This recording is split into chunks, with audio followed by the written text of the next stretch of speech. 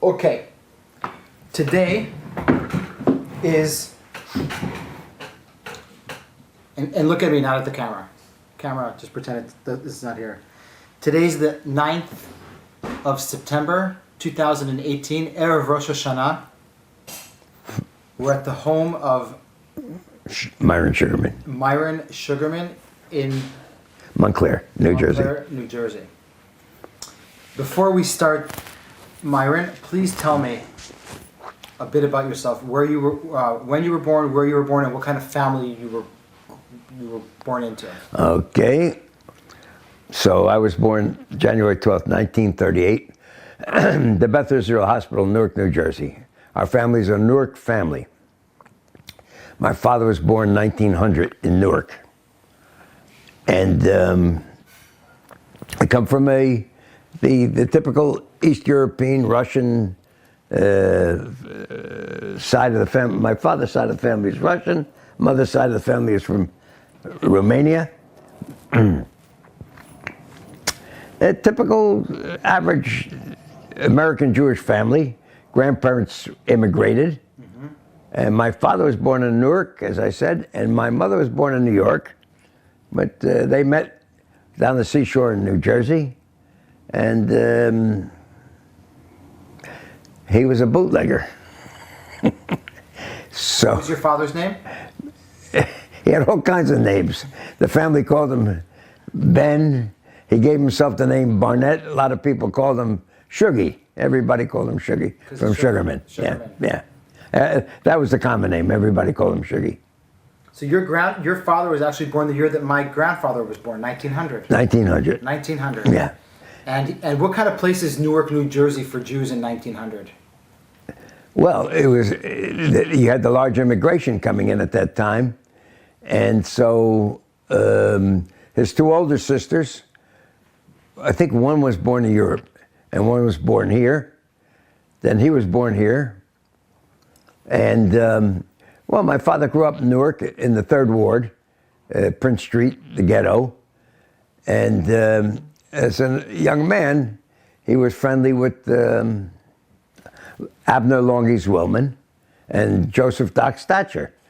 Those two men, many people do not know who they were on the same level of leadership as far as the Jewish mob was concerned, together with Meyer Lansky and Joseph, and with Bugsy Siegel, Benny Siegel. Of course, but they were like superstars, so everybody knew them. They were in the limelight, but there were a lot of people who were powerful. But in that day and age, everybody knew Abner Longies Willman and Joseph Doc Stacher. Yes. In fact, Abner Longies Willman was known as the Al Capone of New Jersey. What was his name? Abner Longy. Abner Longy. Longy, the name came from the Yiddish word langer, for a tall guy. So when the Jews used to get beat up by the Goyim, they used to scream, you know, rift for the langer, call the tall one. All right? So from the name Langer, got the name Longy, and that name stuck, it stood with them. What kind of But my father came and my mother came from religious people. Their parents. Okay. They came from religious Oh, homes. sure, kosher home. Grandma Sugerman, she wouldn't drink a glass of water in a kosher restaurant. It wasn't kosher enough for her. Right? And what was the mother tongue in the house? Yiddish. In your home? In my home, like all the homes. Yes. The English, everybody spoke English, except the parents, when they didn't want the kids to know what they were speaking, what they were saying, so they spoke Yiddish. But in my particular case, for some reason or another, I picked up Yiddish. Did you, yeah? Yeah. I speak, you know, from travel all over the world. And from my wife, I married a girl from Argentina. And that was a Yiddish-speaking home that she came from. Yeah. So I only heard Yiddish spoken. Right? Thank you.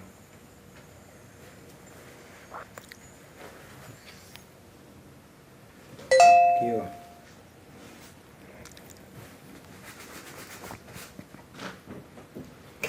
Okay.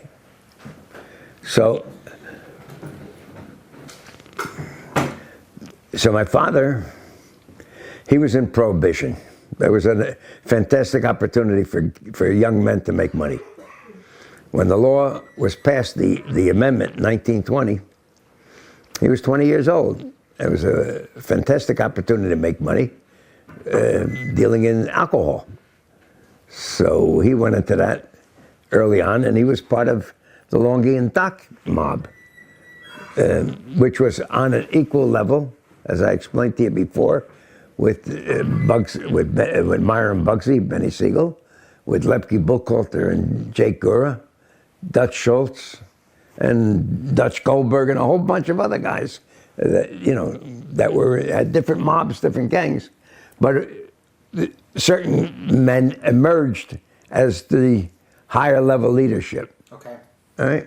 So Newark was a whole different operation. Newark was a very important operation. Yeah. In fact, when I was a kid, Meyer Lansky and his brother Jake used to come to Newark all the time to meet with Longy and with Doc. And they used to stay at the Riviera Hotel on High Street. They came here because 65 or 70% of the alcohol brought into the United States at a certain point came through New Jersey. Mr. Zwillman was known as the Al Capone of New Jersey. He was extremely powerful, not only in terms of the mob, but political connections. Unions. It controlled over the unions, over everything. So every Jew that doing illegitimate or even legitimate business always answered to Longy because he had the connections. He's the one that named the mayor of the city of Newark, Mayor Allenstein, a prize fighter and a doctor, a dentist actually, a former prize fighter and a dentist, and he actually made him the mayor of the city of Newark during the 30s. In the 30s. Yeah, he was mayor for 8 years. So you can imagine the political power that he had. He was alleged to have been involved with Judge Hoffman, Governor Hoffman of state of New Jersey, and his influence extended to Hudson County to Mayor Frank Hague. Jersey was a very important place in its day, but particularly Newark. Newark was a tremendous city, and it remained a great city until they started with the downfall was with the riots, 1967. Same thing with Detroit. Every city suffered riots. All right, it spread like wildfire. There was the downfall of Detroit, also 67. But it was already on its way down before the riots. The riots was the coup d'état. The coup d'état. So tell me a little bit about growing up in the home of your father. It was a great youth, because. And you're the youngest child. He first of all, after Prohibition ended, before I was born, 1937 and 38. He started different businesses, but eventually the business that he went into was the jukebox and pinball and gambling machine business and vending business. And that was a mob-connected business, right? And so there was a fellow by the name of David Quincy Lieberman. He was a very old friend of my dad's. They grew up together. And Quincy was the political connection in City Hall for Longy. Anything that he wanted done, he'd reach out to Quincy, David Quincy Lieberman, he took care of it. My father and Quincy were old friends. They were partners. They had a black gin mill together, saloon.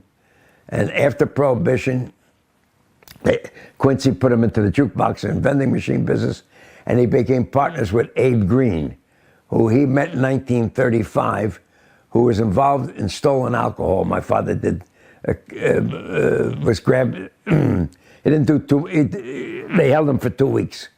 It was they're involved in the theft of federal alcohol that was being imported from Belgium.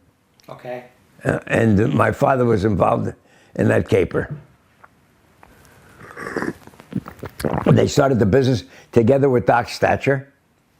Doc Stacher was the partner with Longy. Longy started public service tobacco company, the cigarette vending.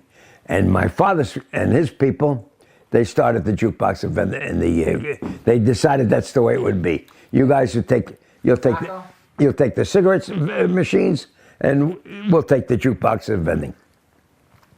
Eventually, after Mr. Sugerman died, the great legend, whether he was committed suicide or he was hung by the mob, my father's partner, Mr. Catino, who took over after Mr. Stacher, this was now the rise of the Italians, he sat down with the widow of Mr. Sugerman and bought Public Service Tobacco Company and then merged it with my father's business. Cigarettes was like a slot machine. If you had a cigarette machine, in those days, there was nothing to make money equivalent to, not exactly to the equivalent to a gambling machine, but it was great revenue. It was good revenue? Oh, very strong, very strong. Give me an example? Like how much would you pay? Let's say on the vending machine, I walk into a place and I can get a pack of Lucky Strikes for $1. So I put $1. There was no such thing as $1 in those days. You bought a pack of cigarettes, you paid 25 cents for a pack of cigarettes. Okay, so I paid 25 cents. How much So maybe they made how much of that goes to your father? Well, a nickel of it may have gone to the company. It was a tremendous revenue, tremendous business, because they had something like 3,500 cigarette machines out And there. this is all in Newark or? All in Jersey. In Jersey. Yeah. Now, what kind of family do you grow up in, like socially and economically? What's the status of your family? Typical American Jewish. Okay. Kosher at home, not kosher outside the house. Perfect. All right. Hebrew school. Hebrew school. I used to take boxing lessons on Saturday morning. I used to go to Newark Athletic Club in Newark. At ages 9, 10, 11, I took boxing lessons. And then I had to stop in order to prepare for my bar mitzvah. Bar mitzvah, finished the party, and it's all over. Once the party finishes, then, you know, your relationship with religion terminates. Or if it doesn't terminate, you got to wait for your wedding in order to, you know, for the next step. But I was a little bit different than most people. I started to travel the world when I was a kid, when I was 21. Okay. And what happened is I graduated college. I studied political science and languages. Where? Bucknell, Lewisburg, Pennsylvania. And then I did one semester at Seton Hall here in Newark, downtown Newark. I got thrown out of Bucknell for a semester. So I went to Seton Hall night school. And I used to lead the Italian class in the Hail Mary. I was so good in Italian. The teacher used to call on me to, Mr. Sugerman, would you lead the class in the Ave Maria? Ave Maria, nel nome del Padre, Figlio, e Spirito Santo. But what happened is that I traveled the world. And once I started to travel the world, and I meet people from all over the world, meet Jews from all over the world, and I realized that I'm a dummy. I don't know anything about our religion. I don't know anything about customs and so forth. You know, I used to get eye dropped because Grandma Sugerman was strictly Orthodox and, you know, super Orthodox, super religious. And I used to take her, as a kid, my job was to take her before the holidays to go see all the rabbis, give them tzedakah, go see all the old timers down on 18th Avenue, Newark, and make sure that they had food and money for holidays. My grandmother, you know, was very big on tzedakah. That, my father was as well. It was instilled in me. But what I realized is that I was a dummy. I didn't know anything. I used to walk into an Orthodox shul and say to myself, my God, I don't really, and I'm embarrassed because I don't know anything. I made a decision. I traveled all over, and I meet my wife in Argentina. All right, married her brought her back here in 65. We married in 67. She was from a very nice Jewish family from Argentina. And in those days, my head would never, none of us would think to marry anybody outside the religion. Right? It was a cultural and an ethnic connection. It had nothing to do with the religious aspect. No, it was just something that you did. It was autopilot. Because it was in the neighborhood. Right. All right. You used to go to the Jewish dances. You go to Jewish parties. You joined the Jewish fraternity at the school. Sure. All right. Yeah. So it was cultural and ethnic. It had nothing to do with religious. In fact, there was hardly any connection to religion in our Jewish fraternity. So I started to make a study, and then I decided I'm going to send our kids to yeshiva. I said, our kids are not going to be dummies. And if I send them to the yeshiva, well, then obviously I'm compelled to learn myself about our religion. I was always a Zionist. In fact, define being a for you. What does that mean? Being a Zionist? I'm just moving right over here. What does that mean? You're telling me love of Israel, love of the state of Israel. Okay. Love the idea that we have our own Jewish state. One of the things people ask me all the time is how I get connected and so forth to Zionism, and I tell them, Zionism, Judaism. There's a very famous picture, 1943, in the Warsaw Ghetto. A little boy in shorts. It's a very, very famous picture, right? With his hands up, and a Nazi soldier behind him with a gun. All right. Now that's 1943, and somehow or another, in my head, I'm saying to myself, by accident of geography, it could very well have been me, and he could have very well been me. Here, I would have been him there. All right. So that burned in me all my life. It's a strong picture. A very strong picture. It's powerful. Powerful. 5-year-old kid having hands raised, short pants, coat, and a Nazi with a gun to him. So it's famous. Everybody, you know it. Everybody knows that picture. So that led me to want to be a die-in-the-wool Jew. So you send your kids to yeshiva. I sent my kids to yeshiva, and behind you is a picture. Today, my son is a rabbi who's a Talmudic scholar with the Rebbitzin and 8 kids, and a hell of a kid, a hell of a guy. And all the kids are good kids, top of the line kids. And my son grew up in a home knowing that our history is the Olam Tachton, the underworld. Not just my father. I surpassed my father. By circumstances, I went into the illegal gambling business. I learned that as a kid traveling all over the world, that people used to operate gambling devices all over. And I said to myself, I'm selling jukeboxes, I'm selling pinball machines, but the real money is in operating the slot machines. I came back to the United I worked for Myron organization, 1971. They shipped me off to Lagos, Nigeria. And I ran the slot machine operation. They had made a joint venture operation with Arabs from Lebanon. And they needed a manager. I was a kid, so they sent me there. And I learned the slot machine business. And I learned a little bit about the casino business from the foremost casino operator at the time. His name was Dino Cellini, of the 3 Cellini brothers. All right? Very famous because they were the ones that operated for Meyer Lansky, the casinos in Cuba and the Bahamas and England. So all of this world was... Olam Tachton. It's natural for me. But you also grew up in it. Exactly. I didn't, all of my father's friends, every one of them, were either at one point or another in Prohibition, or they took sports bets, or they were bookmakers, or they ran gambling devices, or they were mob connected. And it was a great world, by the way. It was fantastic because they were terrific guys. They were wonderful. They're the kind of people everybody wants to be associated with. It's a... how do you say? I have to exactly to explain it, but it's a certain camaraderie that you don't find in another kind of a world. If somebody introduces me, a hoodlum meets a hoodlum, they're very friendly right away. Automatically, there's a connection. All right, we don't have to dance and be and do the 2-step. When was the first time you were in Israel? The first time I went was I was married before. I was married, and I took my wife at that time, and we went to Israel. I think it was 1961. And it was tough times in Israel, economically tough. But I'm coming as a tourist with dollars. So, yeah, you're good. You're good, but you see poverty there. Very much so. But I couldn't wait to get out on the street the first morning. I was so anxious, so pleased to be in there, thrilled. So I was out on the street 5:30, 6 o'clock in the morning. As I'm walking down the street, everybody's coming run over to me. Van wie kommst du?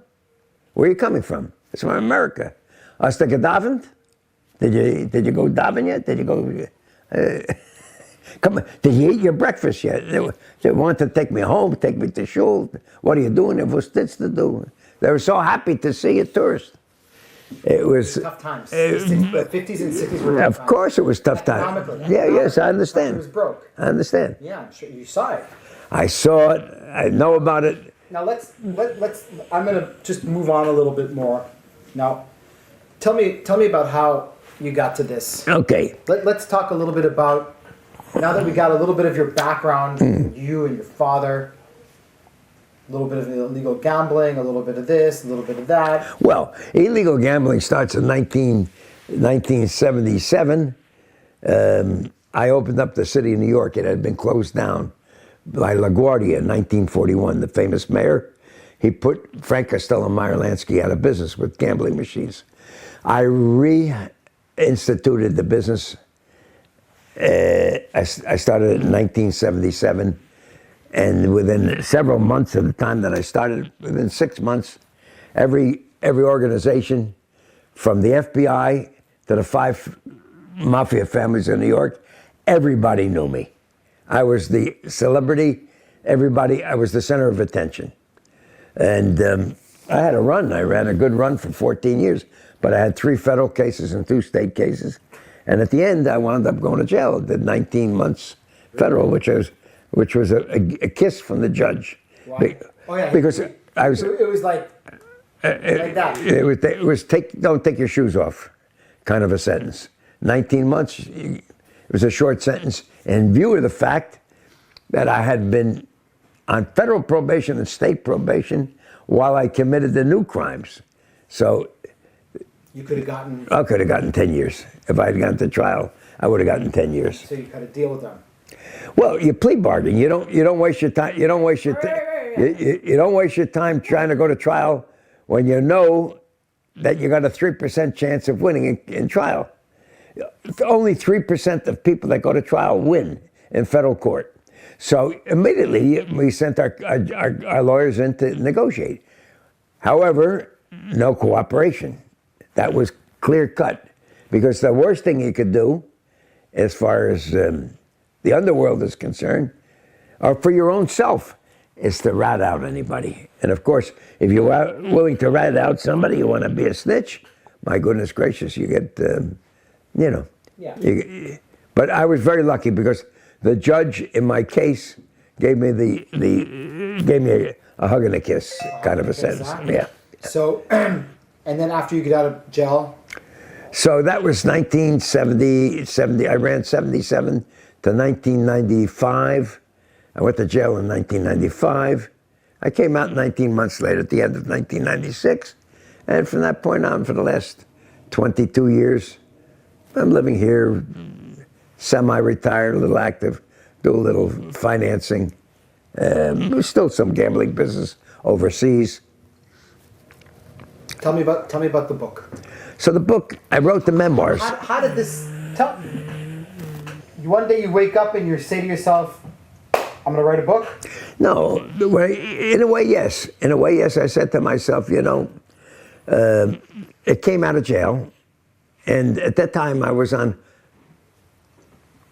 did halfway house and then I did home confinement. So somebody had told me about a computer. Go buy a computer, you go use a computer, and I'm a good typist.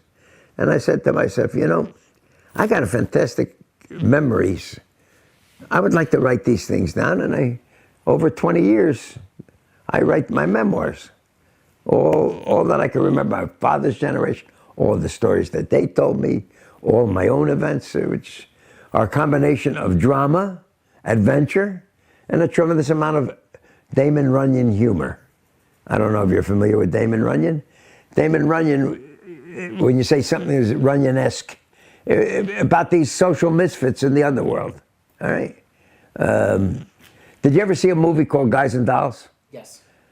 Well, that was Damon Runyon who wrote it, all right?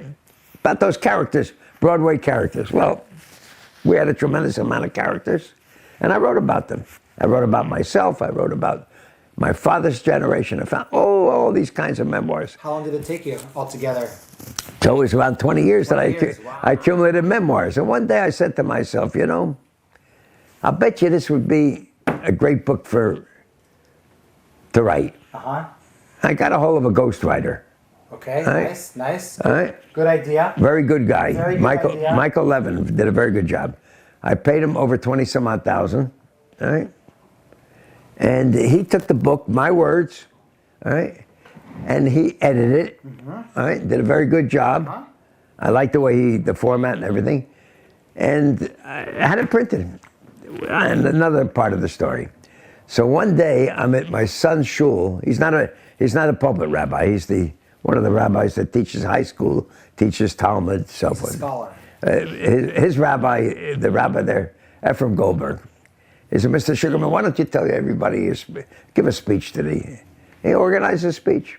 No, before that, Rabbi Steve Weil, the head of OU, a terrific guy, invites me to one of his events this year, and he has me give a speech one night.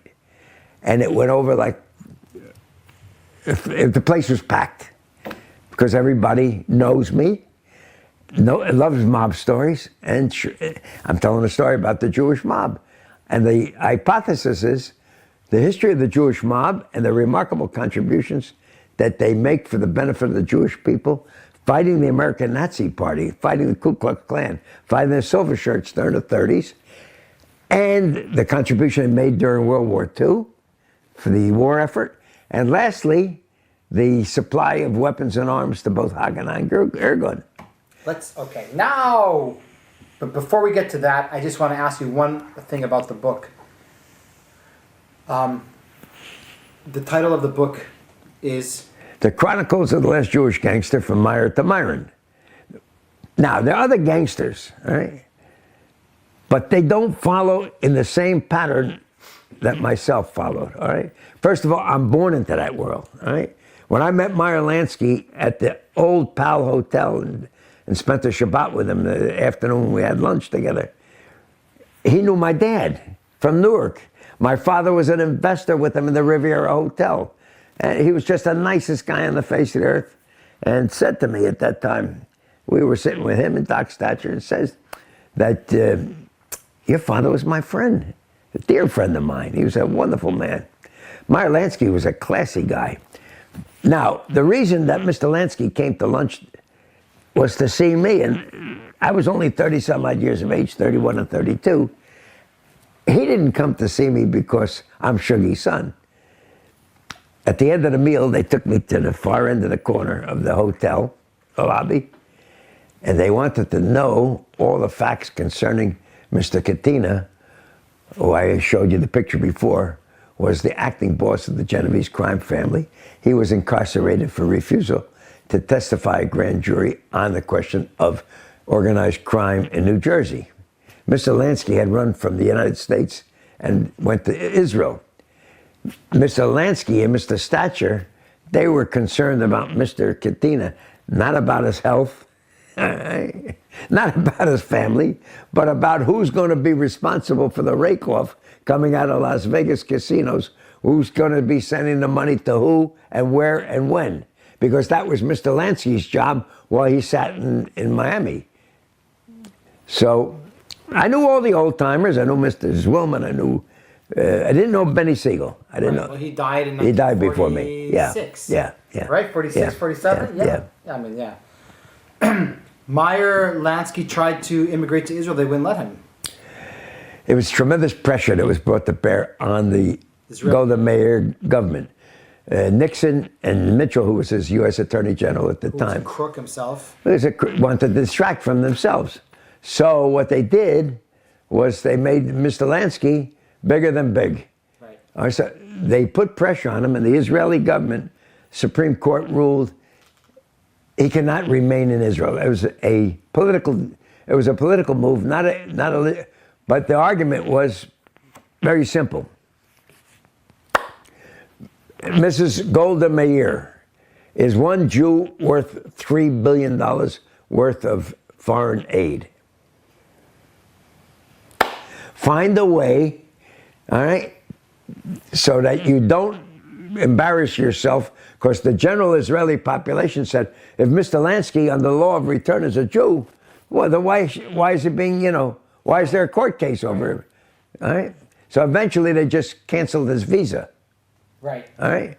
So when they canceled his visa, he made a deal to go to Argentina. But when he went to Argentina, our United States Justice Department reached out to the State Department, to advise Argentina not to let Mr. Lansky off that plane, ship him home. They tried to make a deal in Uruguay, Paraguay, Panama. No good. So he came back. And at trial, the witness for the government was a fat pig by the name of Terracino, Vinny Terracino, 400 pounds of lies, of mendacious, lying son of a bitch. And he said he gave Mr. Lansky $50,000 on such and such a date for usage for the comps at the Colony Club in London, all right? Which was a mob-connected casino in London. But Mr. Lansky wasn't in the office that day that he claimed that they had perfect proof that Mr. Lansky was far away from the office. They had a second trial. It was a hung jury, and that's it. They dropped charges. After that, Mr. Lansky died a natural death. He died of death. A torturous life, and not with any money. Is that true? Yeah, because I was friendly with Jimmy Blue Eyes. I showed you a picture of him. That was the Italian that was picked by the mob to watch Meyer Lansky, watch over him, and to watch him, to make sure that, both. But they were good friends. And Jimmy Blue Eyes, I used to eat with him once a month. I used to go with him to the Hilton Hotel. And we go downstairs and eat lunch. And at lunch, he would tell me that little money that was outstanding, he picked it up and gave it to him. And the story is that his brother, Jake, wound up with the money. I don't know.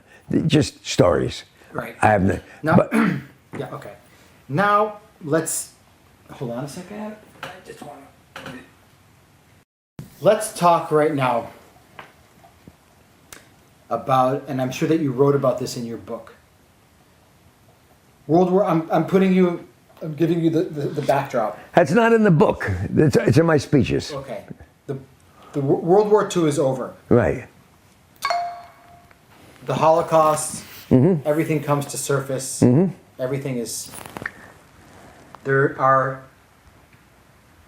hundreds of thousands of refugees, Jews, stranded in Europe, in DP camps. Right. They're trying to get to Palestine. The British won't let them in. Right.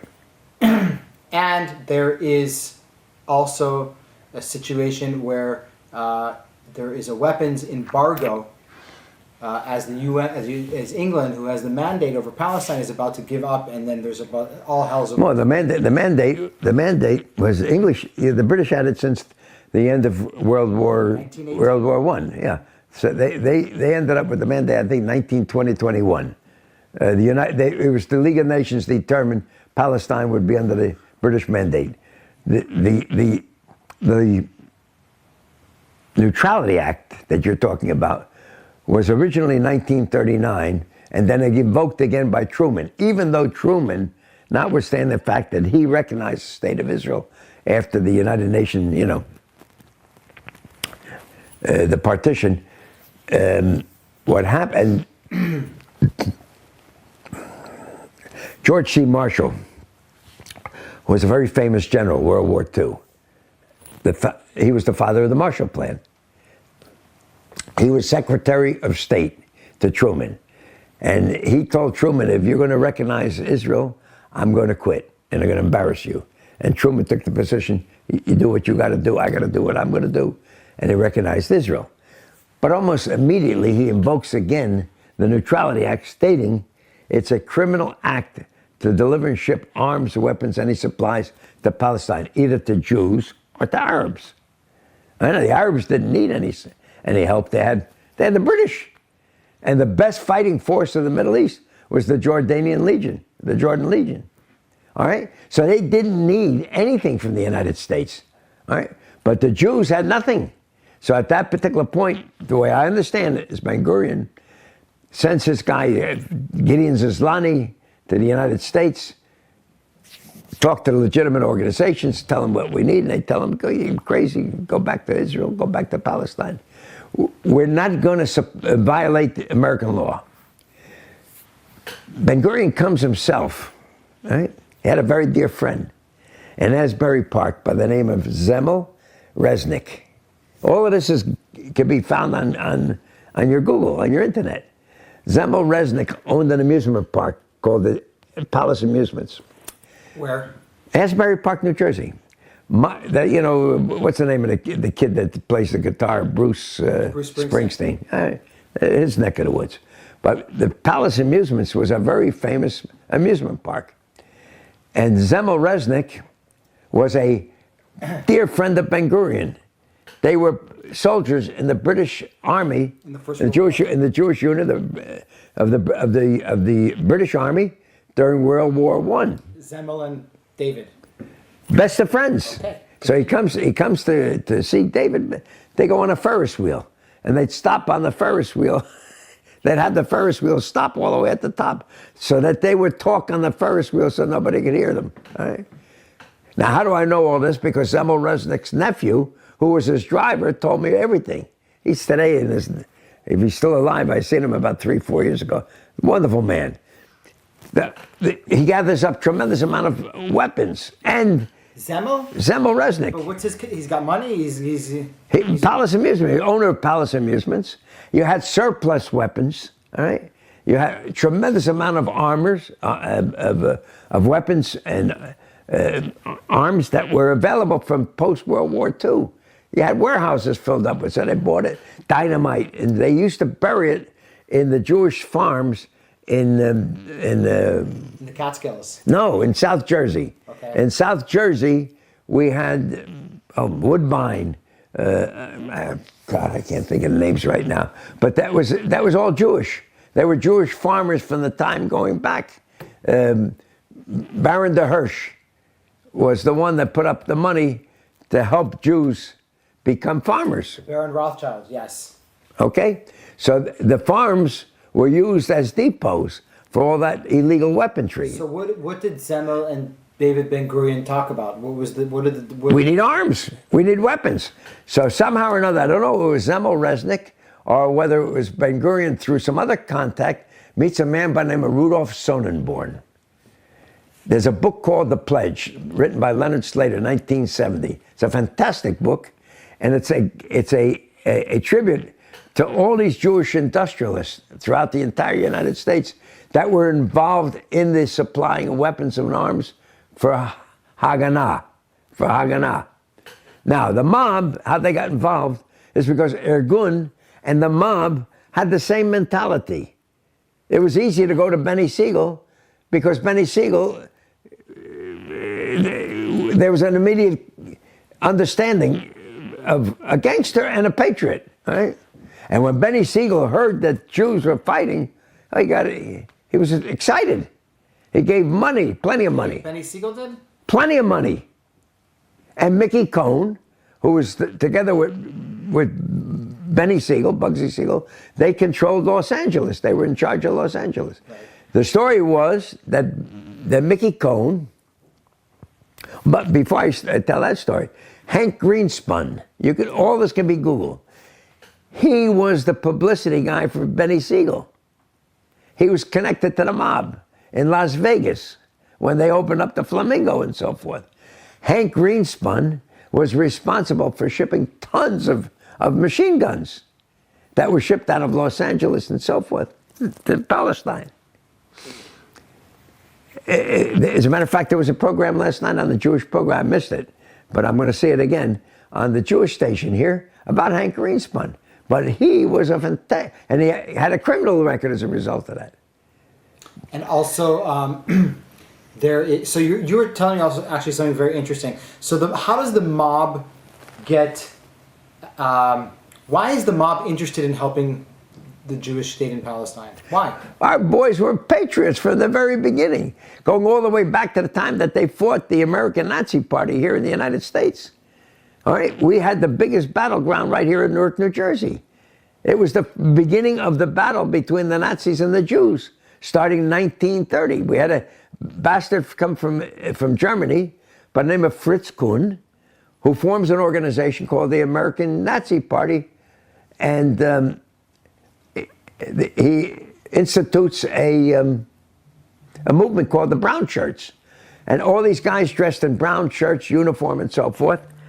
And this was all over the United States, Chicago, Detroit, Los Angeles. Chicago big time. Well, I'm going to tell you about Chicago in a minute. So here, but this was the battleground. There's a great book written by a dear friend of mine, Warren Grover. I helped him write the book by introducing him to all the old-timers that participated in an organization, the Jewish organization called the Minutemen, in honor of the Minutemen of the Revolutionary War, that in a matter of a minute phone call, guys would jump into a car from a bar, a saloon, a clubhouse, and so forth, and they'd rush up to Springfield Avenue in Newark with stink bombs and with monkey wrenches and baseball bats and bars and brass knuckles, and throw stink bombs into the windows of the beer gardens where these bastards were having their rallies, and when they would come out, it'd be a gauntlet. They'd beat the crap out of them.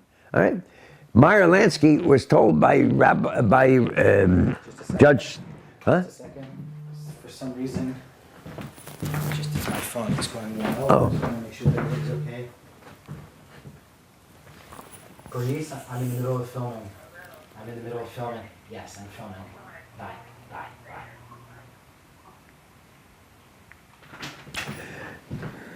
There was a Judge Nathan Perlman. Nathan Perlman went to Meyer Lansky and told him, please, I want your guys to do the same thing in New York, up in Yorkville, the same thing that Mr. Zwillman's doing in Newark, because this was all under the auspices of Mr. Zwillman. He was the mob boss. He knew every time that there were going to be Nazis meeting, because we had the judges, we had the city hall, we had the mayor, we had the police force, we had all the connections. So every time the Nazi bastards were going to meet up on Springfield Avenue, all right, my father's people knew when they were going to meet. And so sure enough, they caught him by surprise and kicked the shit out of him. They destroyed him. And this struggle went on for the entire 1930s. Fritz Kuhn was up in Dover, he was up in Butler, New Jersey, Guttenberg, New Jersey, and then spread it into New York and then so forth. This became a very strong movement in the United States.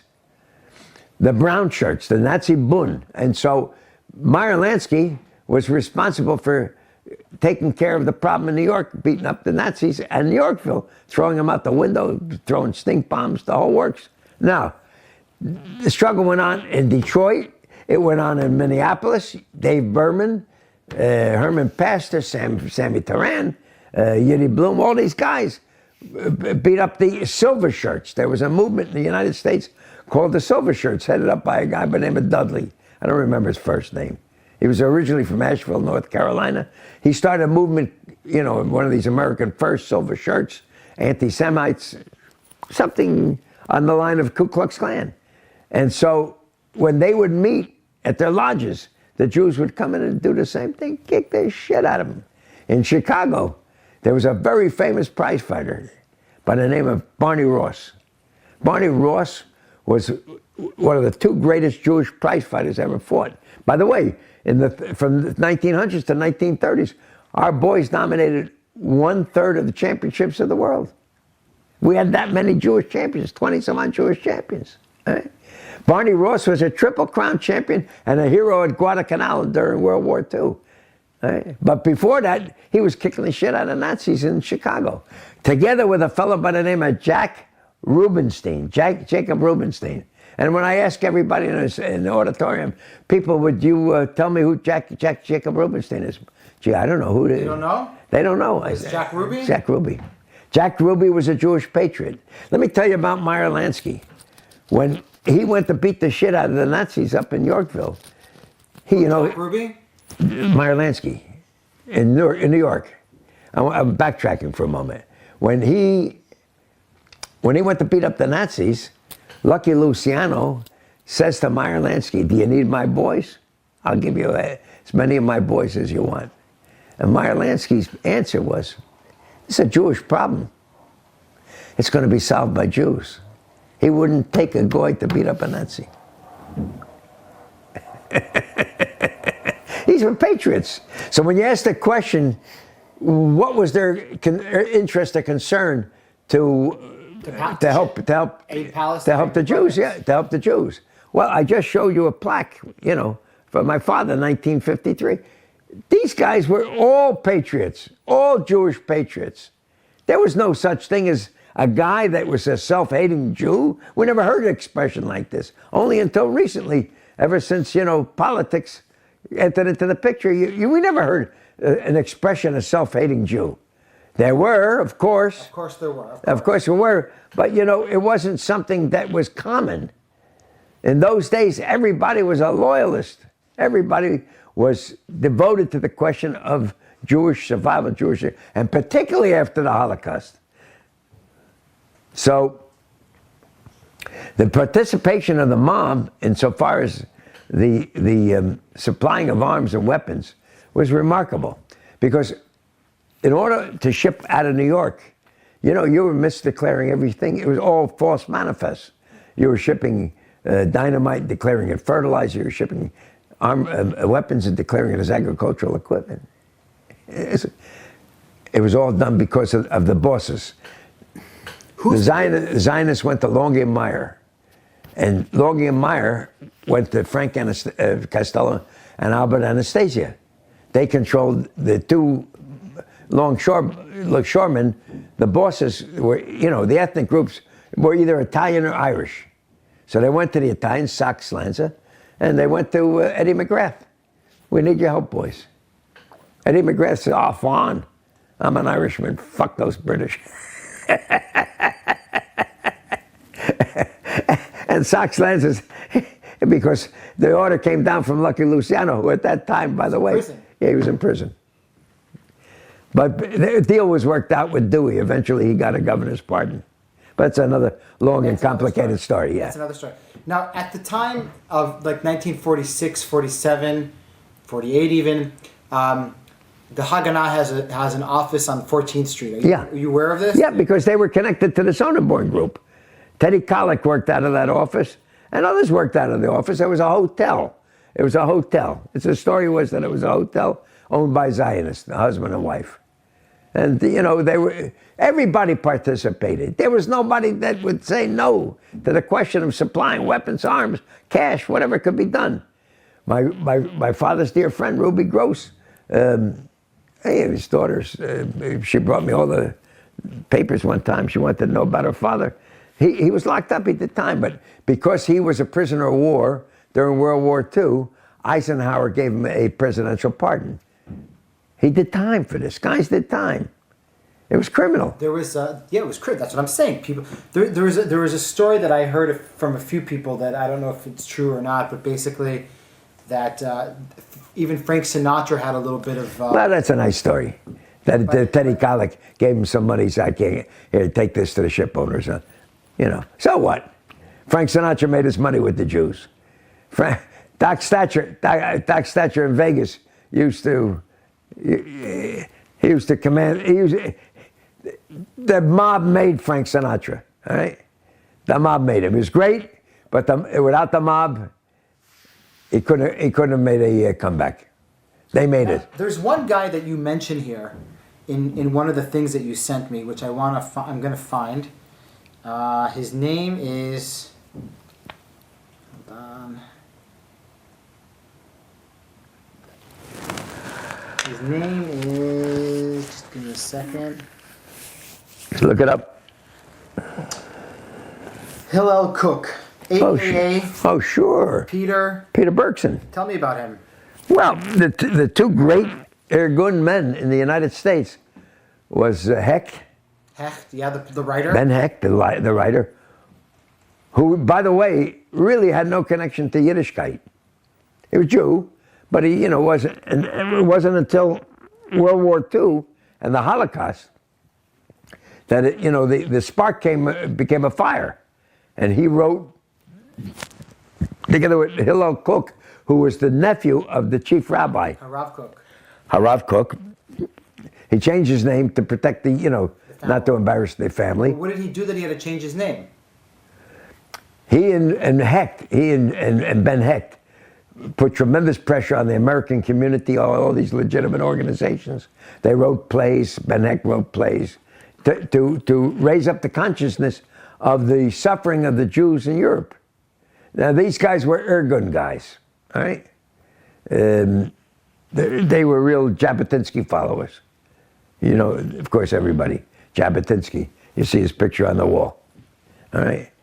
The greatest. Him and the Rebbe. You can see a picture of the Rebbe, you see a picture of Jabotinsky, two greatest Jews of the 20th century. Of the 19th century, 20th century, 21st century. Tell me about Peter. So Peter Bergson, together with the Hecht, they raised the consciousness. They put tremendous pressure on the State Department, on the government, on the Jewish organizations, all right? Rallies. Uh-huh. They picked up when Jabotinsky died. Jabotinsky died in 1940 here in New York. He was at a training camp for Beitar. So they came, and the two of them, they were at the helm of vanguard of leadership of the Irgun. All right? Whether they had mob connections, the obvious answer is yes. I would assume that they had mob connections. Because again, when I was telling you the story about shipping arms, all right? The Zionists went to Meyer and to Longy. Meyer and Longy went to Frank Anastasia and to Frank Costello and Albert Anastasia, who controlled the ports. So there was the connection. So, and the mob didn't didn't get into detail if it was Irgun or Haganah. They didn't care. Mob didn't if you would have asked my father, Alav Shalom, Shuggy, were you an Irgunist or a Haganah?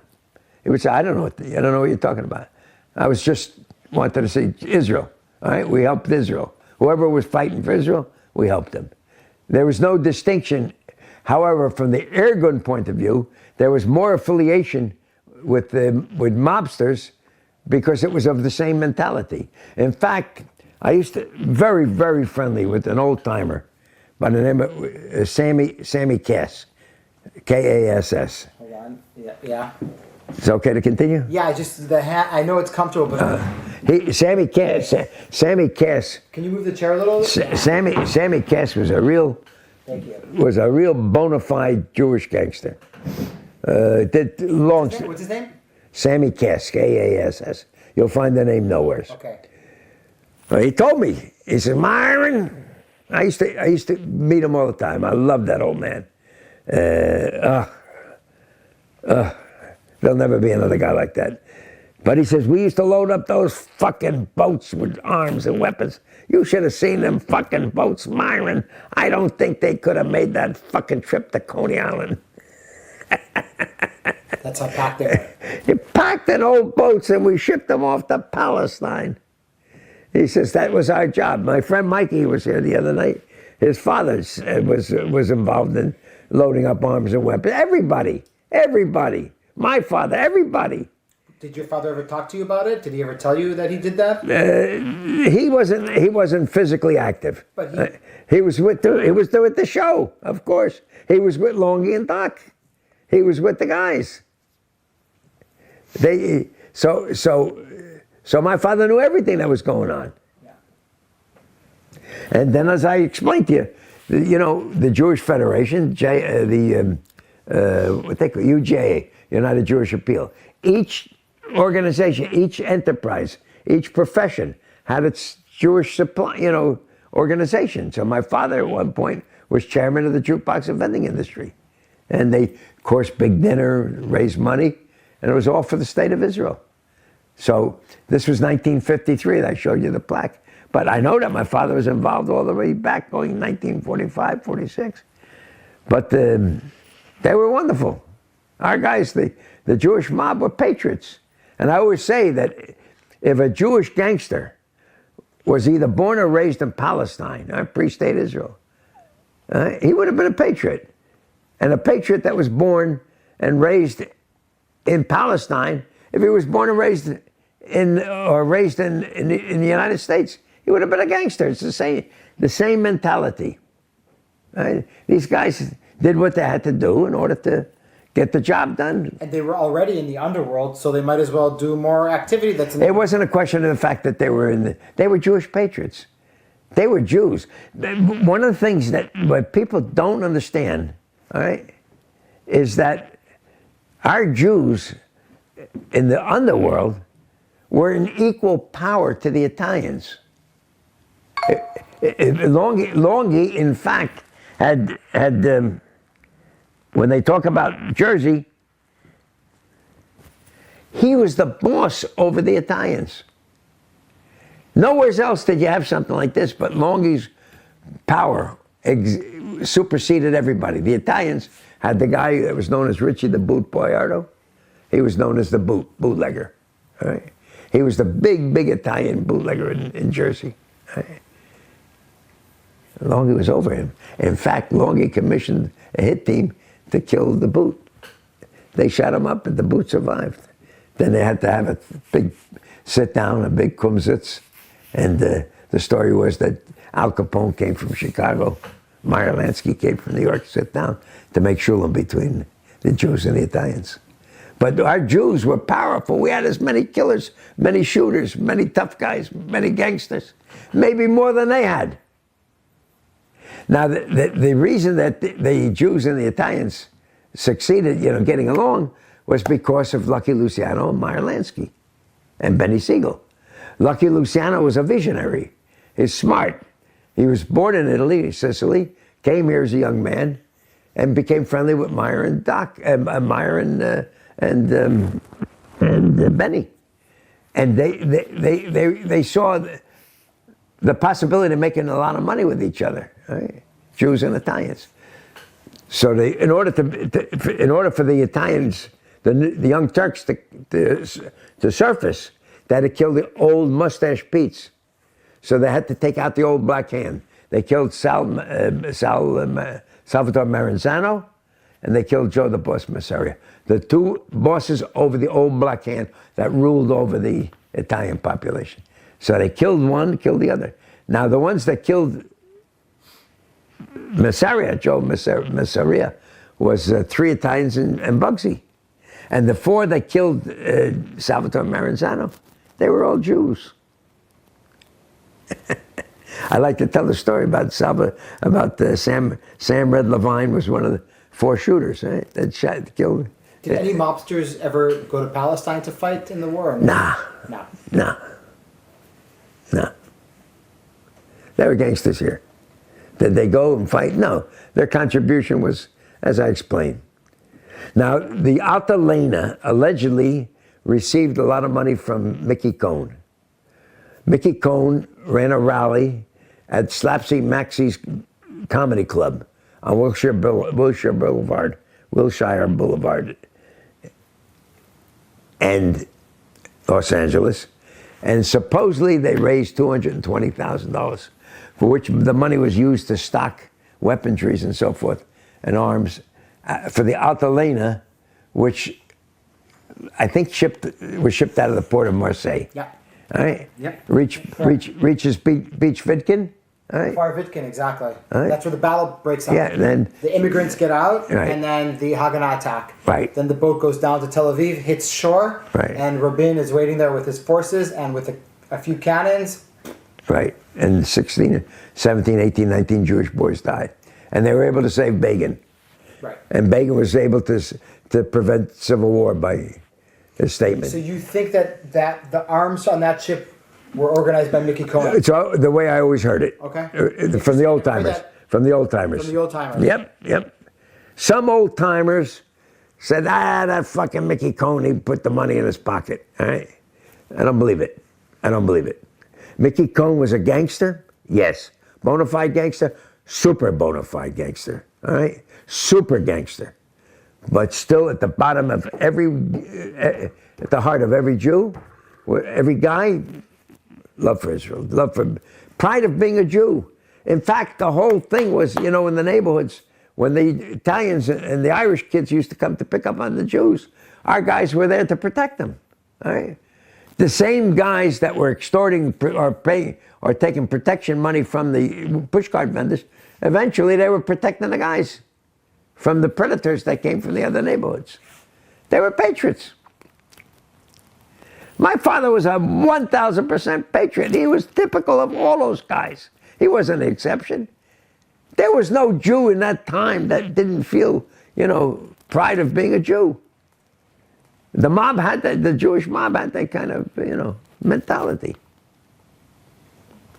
Nobody left to tell the story. Right? But again, everybody participated in that. Hank Greenspun, Benny Siegel, he gave plenty of money. High Red Larner was the guy that was in Panama.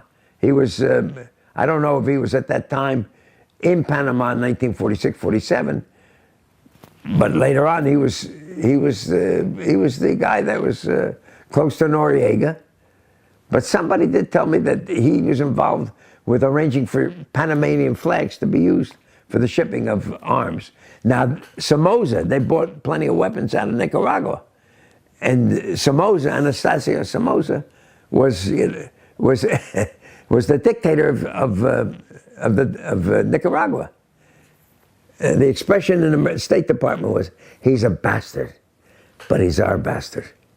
And he was the Jewish bastard. He was good for the Jews. They gave him 3.5% kickback on all the arms that he supplied, weapons. So plenty of stuff went over there, plenty of arms, plenty of shipments, everything. So it's a miracle, of course, that Israel was able to, upon declaration of independence, being invaded the next day. It's a miracle. It's a miracle. Also, Israel got a huge, the thing that saved Israel in that war was the weapons that they got from Czechoslovakia. The Messerschmitts. No. The airplanes. Not only the planes, also guns, like machine guns, bullets. They didn't have anything. Because a lot of the weapons that were being shipped from the States, a lot of them were caught. A lot of them were caught. I'm sure they were. A lot of them were caught. I'm sure the British were on their toes for that. Sure. Of course. And at the time they have, the biggest fleet in the world, and they're still a superpower. Right. And a lot of those weapons got caught. A lot of those weapons got caught, which is a huge, But so if we're to summarize the Jewish mafia's connection to the establishment of the state of Israel, I'm talking about those years of 46, 47, 48, is you say unconditionally just patriotic. 100%. 100% across the board. God bless you. Labadoo. Labadoo. I see, I'm talking the truth. You're sneezing on the truth. 100%. 100%. Can you say that sentence again? 100% cooperation.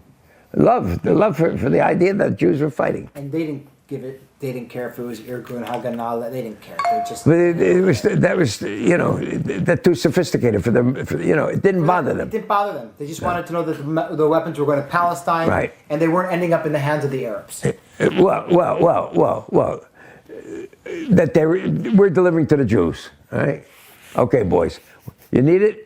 Here's what you ask for it. We're giving you this. So Mickey Cohen fundraised. Did Benny Siegel fundraise? Together with Mickey Cohen. Did Meyer Lansky fundraise? Whoa. Back up for a second. On the question of the Alta Lena, I think that Mickey Cohen did it by himself. But it was known. It was known that Benny Siegel said he wanted some great story that he wanted to go to Italy, or he's going to kill some Mussolini or something. Right, that was Benny Siegel, right? Yeah. I just, listen, I'm Myron Sugerman sitting here. Boy, if I could get me close to that Ayatollah, I'll kill the son of a bitch. All right? So the fact that it was Benny Siegel that made the remark makes it even more fascinating.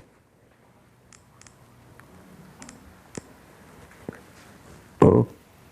You gotta take that? No, it's all Happy New Year. It's all Happy New Year. Happy New Year. Happy New Year. But Ben Hecht and the other guy, they were more affiliated with the Irgun. Of course. They weren't really they weren't mob guys. No, but there's no question about it that they admired the mob guys. Like we said. And do you think, and also there was a lot of activity going down on the docks. You need to have mob connections to work on the docks. No? To get boats out. Well, to get a job, first of all, you had a mob connection. No, but if you're if I'm running a warehouse on the Lower East Side somewhere on the water there, and I got to get a boat out to Palestine, I need the mob needs to know. But like I explained it to you. The Zionists went to Meyer Lansky and to Longy. And then Meyer Lansky went to. They went to their pal. Right. Frank Costello and Frank Costello replaced Lucky Luciano. Right. All right, and Albert Anastasia was eventually he was killed. He was killed, yeah. He was killed, but at that time he had his together with Frank Costello from two different mobs controlled the waterfront. Right. All right. All right, my friend. Okay. All right. You like that interview? I do. Did you like that interview? Yes, I do. You Feel do. like there's something we didn't touch? No, we touched on it all. Think it all? You got it. Shana Tova. Okay. Shana Tova to you. Anything you want to say?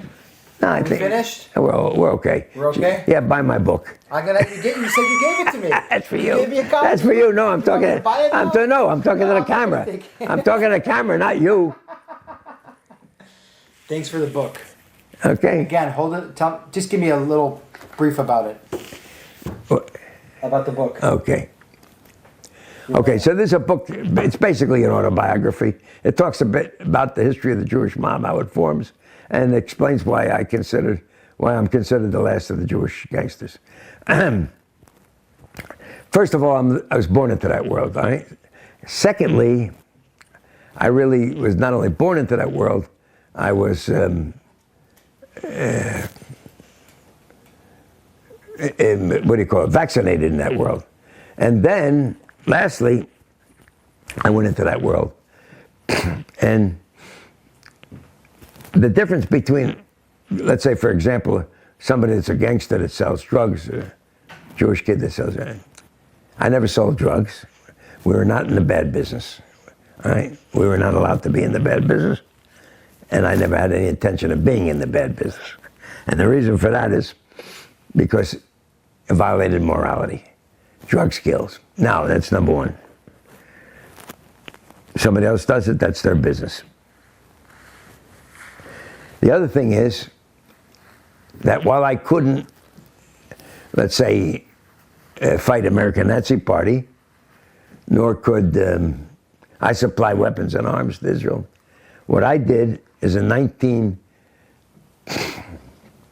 this is a story in the book, 1965, I might have been 27 years of age. I was in Vienna, Austria, and because I was fascinated with the Eichmann story, my wife being a Jewish girl from Buenos Aires, and I told you the story about the little boy in the Warsaw Ghetto. I went to seeking Simon Wiesenthal. And I became very close to him. I raised a lot of money for him over the years, and money was very important because the funding came from private people all over the world. I was a major supplier. I was very close to him as a friend, not as a friend because he was much older than me. He was old Europe, and he was impressed with the fact that I was the new American Jew of the generation who had no connection to Holocaust, and yet I wanted to do my share. And when I used to go to South America on business, which I went every month, every 2 months, every 3 months, I would go to South America on business. I used to run favors for him by contacting Jews in different countries to get certain information, or as much information. And he sent me to see somebody in Asunción, Paraguay. And that was an interesting story. That's all here in the book. If I tell it, the people won't buy the book. But I was very close. When did the book come out? About 1.5 years ago. So far, I think we sold 4 books, and I must have given away 2,000. It's almost at break. I'm almost at break even. All right. Myron, okay. Shana Tova. You too, Shana Josh. Tova. Thank you so much. Really, I appreciate it. I hope it's someday it'll be helpful to somebody in the future. So too. That's very nice what you do. So, how long are you going to be in New York for? Hold on, let me turn this off.